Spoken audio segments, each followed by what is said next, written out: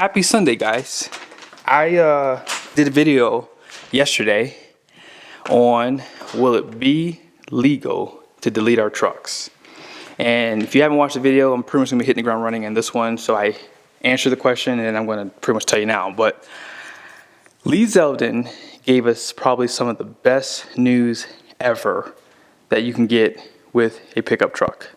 Most of you guys know if you bought a truck, I think for GM it was actually a little bit earlier, but I know Ram and Ford were a little bit later to do some of the emissions control. But EGR has been there for a long time. But back in 2012 is when they, basically required these trucks to have DEF. But this truck also has a DPF, SCR, DLC, a few other emissions control. My least favorite of all of it is this crud back here. Diesel exhaust fluid. I hate this stuff. 100% it's nasty stuff, and you guys have seen what it does to the ground. But unfortunately for us, and I'm talking about us guys out here who have these trucks, it looks like deleting our trucks will be illegal. And that may come as a surprise, because if Lee Zeldin said that he was going to be eliminating any emissions standards back to, I believe, 2007, 2008, that effectively means all the stuff on these trucks would go away, especially really DEF for sure, and potentially the diesel particulate filter. Now, I'm not sure about EGR because exhaust gas recirculation has been around for quite a while. And so that could potentially still be there. But reality is, I'm pretty sure as time goes, we'll hear more and more about what their plans are with deregulation. But what does that do to the value of these trucks if we're not allowed to delete them? Because I'm pretty sure, if I was a betting man, if I was betting on it, I'm willing to bet you most of the Republican parties in office will probably not enforce legal action against companies and owners for doing deletes. However, it's still illegal, but they're not going to enforce it. However, if the blue people come back, they're going to enforce it, and they're going to make an example out of anyone who decides they want to do weight loss programs. So let's talk about that for a second. If you had an option to buy this truck here, right? This is a 2024. Figure in 2 years, you start seeing trucks come out of the factory without emissions control. That truck's going to have the latest and greatest technology. It's going to have less weight, which means it's going to have more payload. And get this, it's going to be more fuel efficient. And the worst part about it is the dealers that plan on trying to capitalize on an opportunity.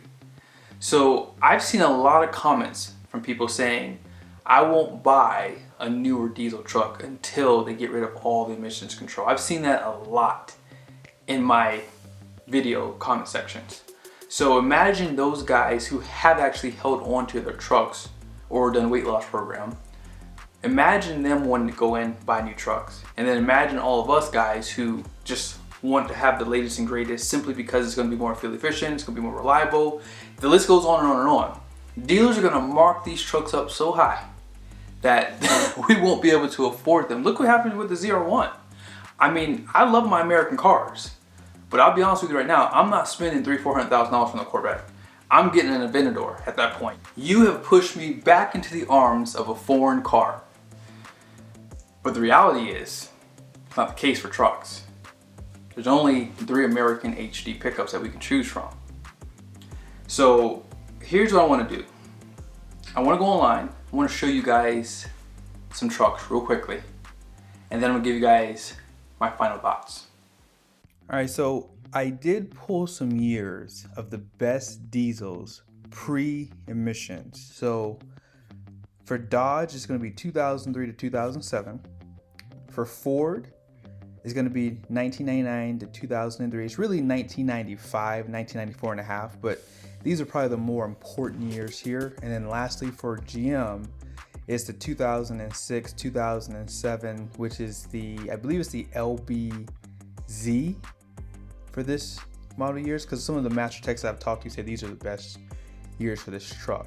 So let's start off with Dodge first. So what I did was I did put in the lowest miles on these, because anyone looking to get a emissions truck, they probably want the lowest miles, something that's a little bit more reliable. So here it is. You have this one here, 30,000. I'm not sure if this actually has 163 miles. It could be more than that. I'm willing to bet you it's probably 163,000. But yeah, this one has 30,000 miles for $31,000. Here's another one. Oh my gosh. This one is 55 grand. Let's take a quick peek at it real quickly. This looks to be a really mint condition truck. No modifications based off the pictures. Yeah, this is a nice spec here. Let's check out the interior. Oh, there's the engine bay. Man, this truck is almost perfect, guys. Wow. And then there's the interior. This is the only negative thing about older trucks, is the interiors they just were not that great back then. And up next, let's go ahead and take a look at the GM side of the house. So I have GMC and Chevy in here. Now the first trucks are 2007. You guys see the prices and the mileage, so about the same miles, about $10,000 difference, but it depends on where the location is. If it's in Texas, you probably could pay a little bit more for these trucks with this kind of mileage. And then you guys see here's a 2007 36.9. Let's see if we can find any GMCs in here. Mostly just Chevy so far. Here's one GMC, but it's just a cabin chassis truck, looks like. 2006, another cabin chassis. And then here's another Chevy. Yeah, it's just really just Chevys. Oh, here we go. So 2 GMCs, 36.5, 33, a little over 80,000 miles. And then lastly is Ford. So the first one that pops up shows 128 miles, which I don't think that's the case. But look at this truck here. I saw this earlier today when I was putting this video together.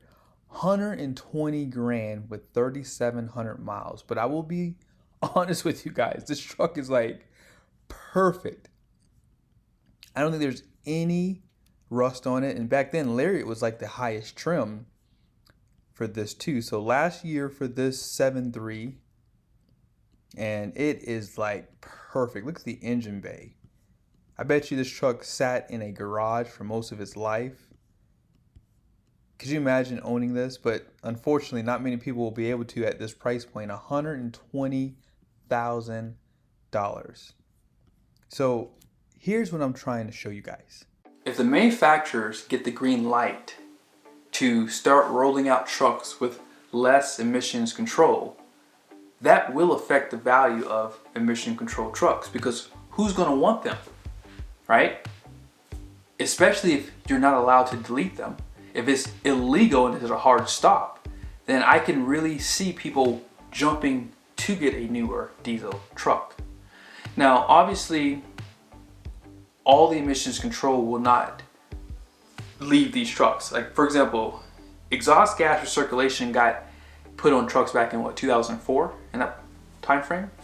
DPF was 2007, and DEF was 2010, 2012. I think GM was first to add the DEF, and then the other two, I think the 2012 was like the cutoff for having it on the trucks, I believe. So that DEF would be gone. And I think DEF and SCR kind of work together, so those two could go together. And then the DPF is 2007, and I believe that they wanted to eliminate these emission standards back to 2007, so DPF could be gone too.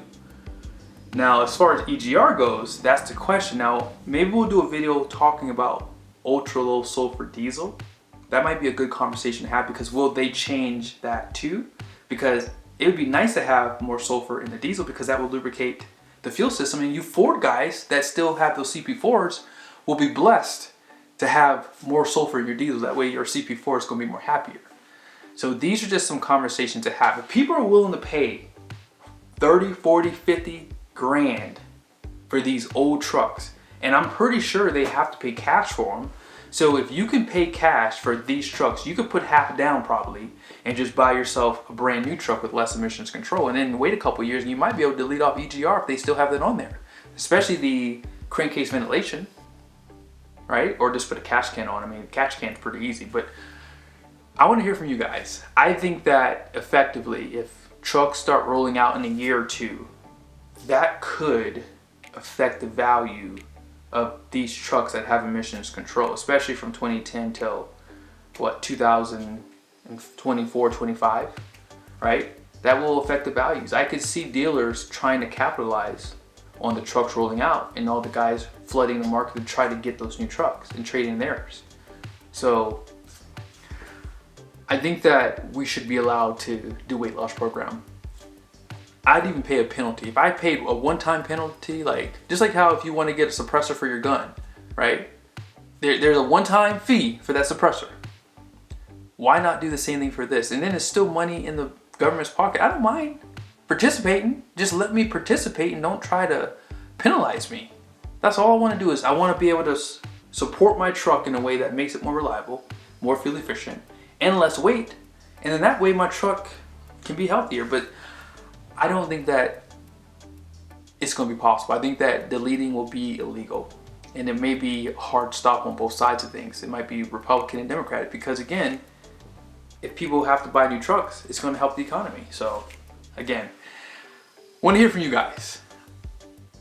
I think this is a problem. I think that hearing what Lee Zeldin said, which was eliminating these emissions control, was a step in the right direction. But if we cannot go back and delete these features, it does pose a problem for the future for truck buyers.